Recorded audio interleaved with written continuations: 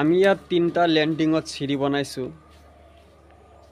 আমার তিনটা ল্যান্ডিংত সিঁড়িটো আছে যে প্রতিটো সিঁড়ির আপনার বহলটো আছে, স্টেপর বহলটো আছে আপনার 1 ফুট আর সিঁড়ির হাইটটো আছে 6 ইঞ্চি।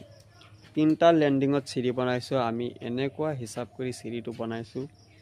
আপোনালোকে যদি সিঁড়িটো চাই প্রতিটো সিঁড়ির আপনার বহলটো আছে আপনার 1 ফুট, এইটো হাইটটো আছে আপনার 6 ইঞ্চি।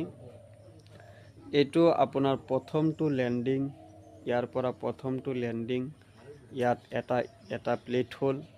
দ্বিতীয়টো ল্যান্ডিং হল আপনাৰ এইটো আপোনালোকে চাক, তাত আৰু এটা প্লেট হল। 3 নম্বৰ ল্যান্ডিং হল এইটো আৰু এটা, এইটো গৈ পেলাই একদম ডাইরেক্ট ছাদ পাইছে।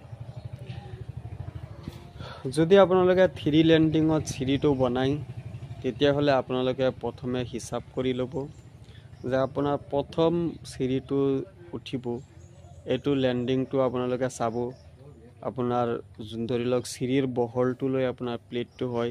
ধৰি লওক প্ৰথম সিঁড়িটো আপুনি 4 ফুট বহল কৰিলে, আপোনাৰ সাইডত যেটো বিমৰ সাইডত ফুটাৰ সাইডত যেটো থাকিব গাঁথনি বাদ দি পেলাই আপুনি 4 ফুট ললে। ধৰি লওক ওয়াল গাঁথাৰ পিছত যদি আপোনালোকে 4 ফুট পুৰা ঠিক থাকে তেতিয়াহ'লে আপুনি ওপৰৰ যেটো প্লেটটো বনাব সেইটো 4 ফুটেই বনাব। যদি আপোনাৰ সিঁড়িৰ বহলটো যদি আপুনি 5 ফুট লয় তেতিয়াহ'লে ওপৰৰ যেটো প্লেটটো থাকিব এইটো 5 ফুট ল'ব। যদি ওয়াল মাৰি পেলাই আপুনি 4.5 ফুট লয় 4.5 ফুট ল'ব। মানে সিঁড়ি যিমান বহল থাকিব প্লেটটো সিমানেই ৰাখিব।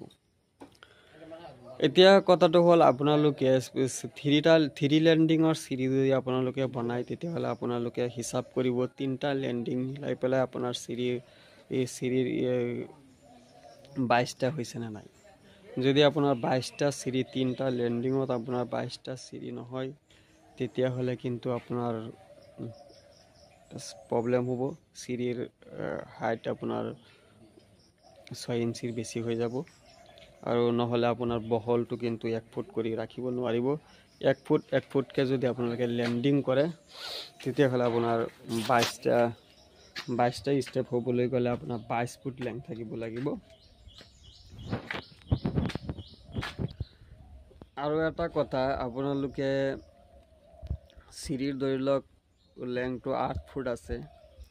যদি প্লেটটো ফাৰ্ষ্টতে আপোনালোকে যেটো সিঁড়ি আপোনালোকে ফাৰ্স্ট প্লেটত গৈ স্লুপিং হৈ উঠিব সেইটো সিঁড়ি যদি আপোনালোকে ফাৰ্ষ্টতে আপোনালোকে 4 ফুট লৈ লয়, পিছত যেতিয়া আপোনালোকে এটা